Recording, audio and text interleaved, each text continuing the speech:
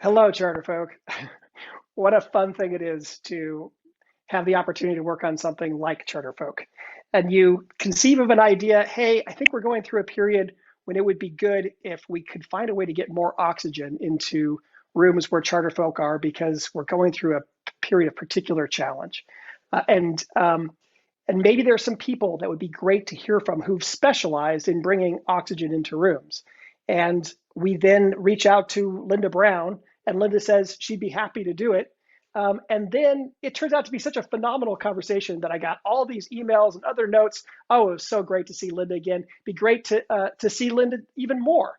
And so I reached back out to Linda and said, hey, Linda, what do you think about another trip to the oxygen bar? Because as we're making this up as we go along, I realize, there's more than one lung that needs to be filled full of oxygen. We got two. And so it makes sense to me that we would come back and do an encore with Linda Brown at the oxygen bar. I reached out to Linda and she said, oh, Jen, I've got so many other leaders I would love to introduce you to. So Linda, thank you for being back for our visit again to the oxygen bar.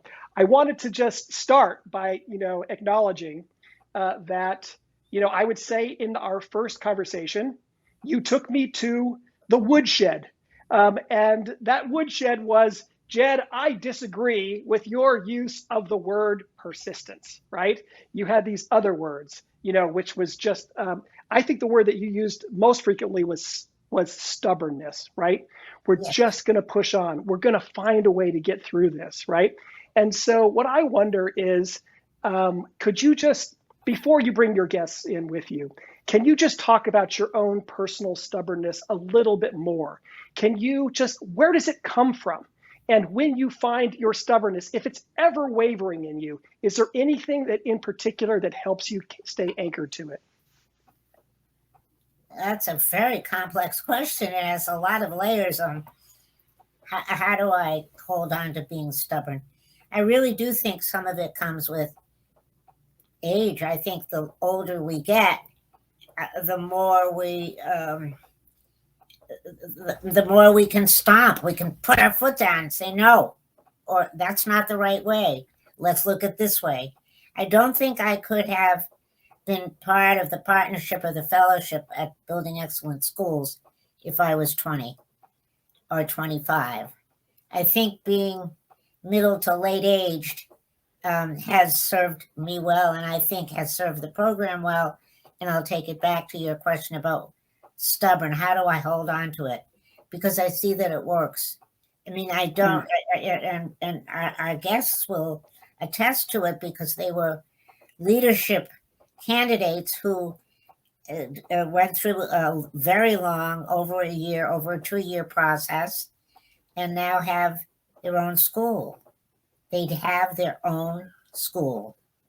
And I will say, in case you charter folk don't remember, we are talking about charter schools.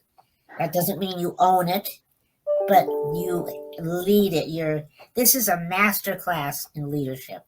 And so the people that I'm happy to bring to you, Jed, and to the Oxygen Bar are people who are strong, who believe in themselves, who know how to walk, they know how to talk. They are leaders, and that's what we look for.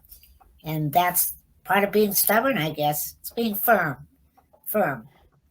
Well, I'd love to hear it from you. However you can articulate what it is that you do.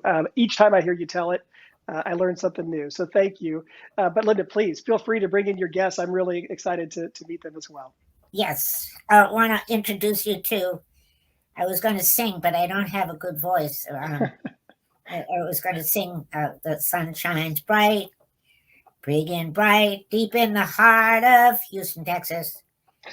And I met Kaylee Columbero, how many years ago now, Kaylee? 5 years ago?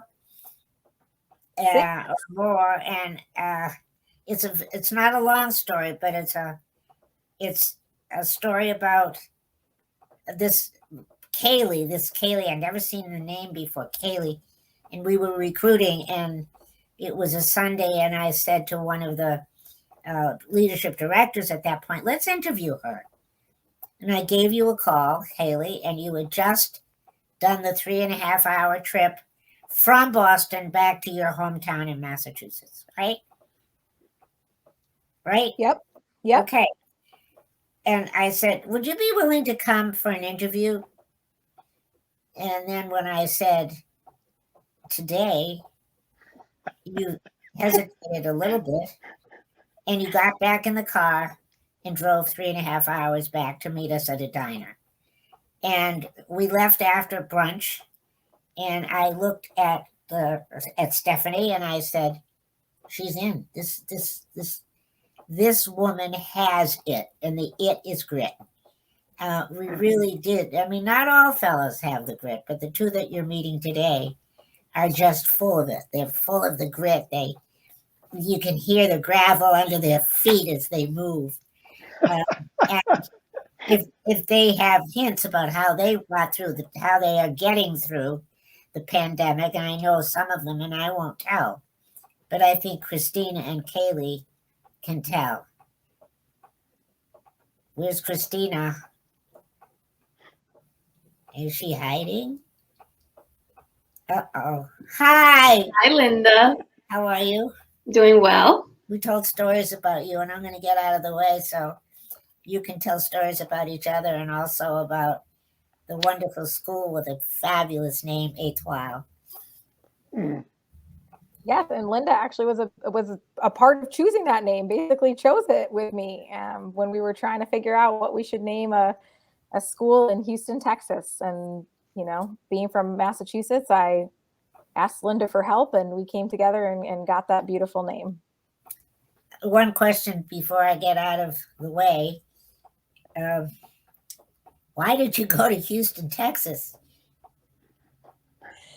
It's a great question.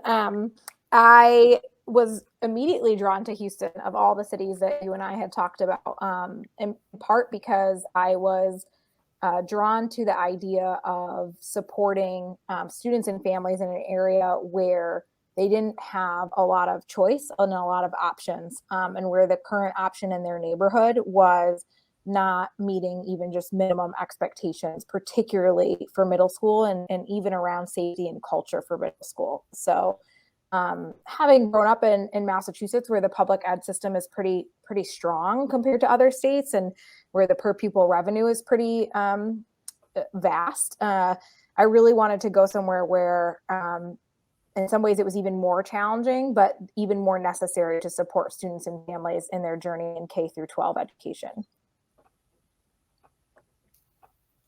Christina, what got you into this business? Well, Linda, as you remember, I was already here in Houston. I'm originally from New York City, and I had done the Teach for America program right after graduating from college, and they placed me here in Houston in 2010, and I worked for the Houston Independent School District, so traditional public school, for about 7 years, and I somehow learned about building excellent schools. And I just remember thinking, wow, this would be a great opportunity to be able to create a school that's similar to what I had in my classroom, or different than what I experienced when I was younger, which I yearned for as a first generation American, experiencing the American dream and all those things. And so when I got in contact. I think, Linda, you did something very similar to Kaylee, where you said, hey, come to Boston tomorrow. And it was a no-brainer, just because of the amazing opportunity.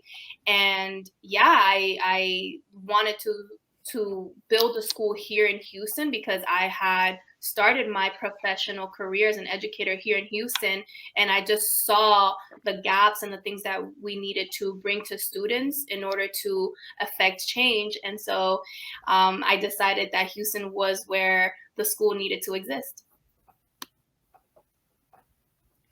Kaylee and Christina, can you talk about what are the things? Are there 3 big things you can pull out that you have done or modified or created from scratch to get through yourselves and the kiddos, as Kaylee calls them? I will follow suit. Get through the pandemic or pandemics.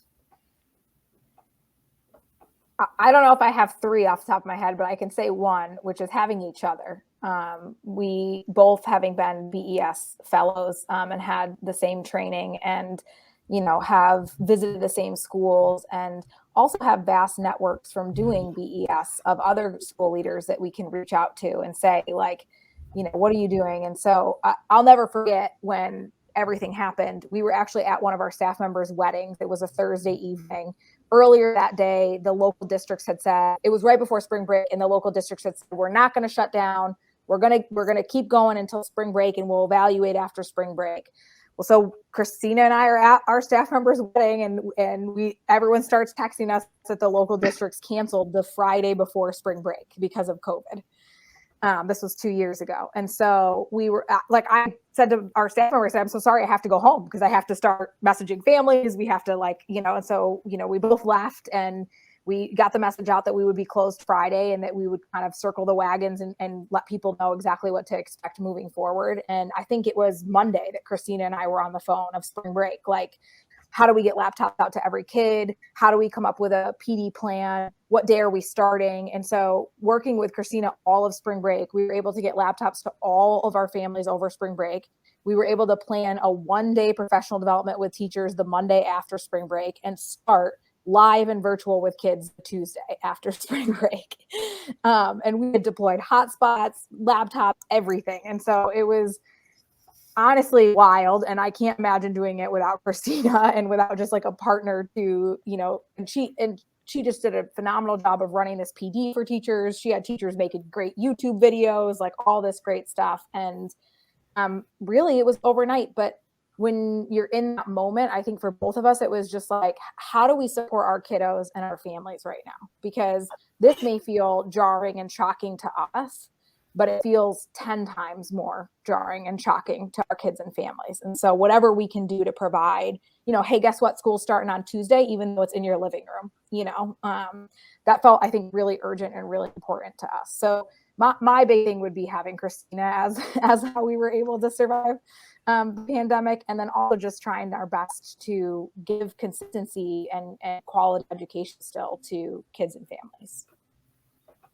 Yeah, I think what I would add, everything that Kaylee said is absolutely true. There were so many obstacles, but I think with Kaylee supporting our school in a way where we live true to our mission, right? Like, we now know that we are virtual. We now know that we don't have the access to our students that we previously had. We now know that our teachers are going to be frustrated because they now have to teach in a way that we never taught them to teach before, but now they need to convert right away because our students can miss out. And I think that us recognizing that we already have language barriers. Most of our students are of immigrant families. We have financial barriers, but now we add this technology piece where students now need to learn how to connect to Wi-Fi. They need to learn how to use Gmail. They need to know how to use Google Classroom. And these barriers just kept coming in. Every single day we learned there was a new glitch that we had to figure out, or a new system we had to clean up. But I think working in conjunction to Kaylee was just so amazing, because we were able to troubleshoot everything. Like, literally from the minute we woke up to the minute we went to sleep, we were troubleshooting how to get every student on. Our attendance was probably the best it had ever been when we were remote, just because we were so relentless around, hey, we don't have our bodies in our building. We will make sure that we can see their faces, because especially us running a middle school, this is such a critical age where mental health and emotional health is just everything, right? And we knew we needed to support our parents, support the entire family. And so we just had a fire. Like, we would be exhausted at the end of the day. We're like, wow, our necks really, really hurt. But it was one of those things where we knew we would not let this pandemic stop what we created. And that's exactly what we did. Right now, we're still cleaning up, right, what the pandemic has caused, but we are very confident that we're going to continue moving forward, and we're going to make sure that we keep the oxygen in our tanks, because our students need us and our families just need us to be ready every day for them. That's terrific. That is a fabulous, fabulous note here. And was there one point, Christina, was there one point in which you looked at each other and said, they have to come back into the building? we're losing them. We're losing the gains that we made. How do we get them back in front of us? Yeah, I think where Kaylee and I realized, I think all educators realize, like, students are really good at playing video games, but that does not translate to learning math over a computer, especially when students already have significant gaps. The majority of our students come to us in 5th grade, and Kaylee will tell you at least 3 to 4, 5 grade levels behind. And so we saw that gap widen academically. Yeah, our students were signing on, and we saw that all over the country, but it's just not the same to not have your teacher editing your paper right in front of you, or having your teacher see that you're struggling. It's a lot more difficult to see struggle over a computer. And so when we saw that our data was not accelerating the way we were accustomed to, that's when Kaylee and I started to worry, and we said we have to return back in person, because if not, all the work that we put into our students was just going to regress. And so we have big goals around how many of our kids need to go to college, how many of our students need to go to top high schools. And we saw those dreams that we had literally be in jeopardy, because we saw that students that normally were very high capacity, they were not performing. Students that were already struggling, they struggled even more. And that's where I think Kaylee and I had like a oh crap moment. Would you want to add anything to that, Kaylee?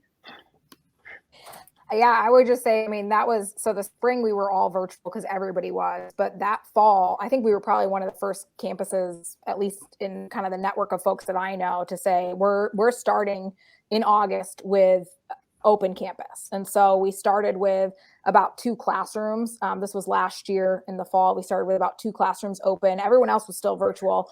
And those quickly filled up. A lot of our parents like needed that support. We're so grateful for that support. And then a lot of our high needs kids really took those seats right away. And then we went to 5 classrooms. And when we got to 5 classrooms, Christina and I had a moment where we said, we got to flip back, because we were running a virtual school with some kids in person, right? And so we were like, but now we have most of our kids coming in person. We got to run an in-person school with some accommodations for kids virtual. And so we had a whole another PD with our teachers where we said, let's prioritize the kids in front of us and still provide some access to the kids at home.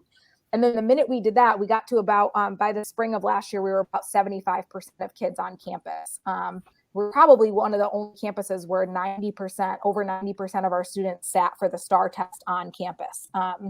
And so, you know, we just really ended last year with the momentum of, you know, in person is what we know works for our kids and our families, and we've got to return to that. And then this year we opened the school year not even offering virtual unless students had diagnosed COVID and they had it for a period of time. That's amazing. That's amazing. I think, I don't know, I'm not keeping time, but I think we have so much more to say, and maybe we'll be invited for a follow-up. But I think, I think this adds a lot of oxygen to hear in your voices and the spirit that both of you have, and you tell the story of how the pandemic, it hit you hard. What's the total enrollment right now? We have 345 students in 5th through 8th grade.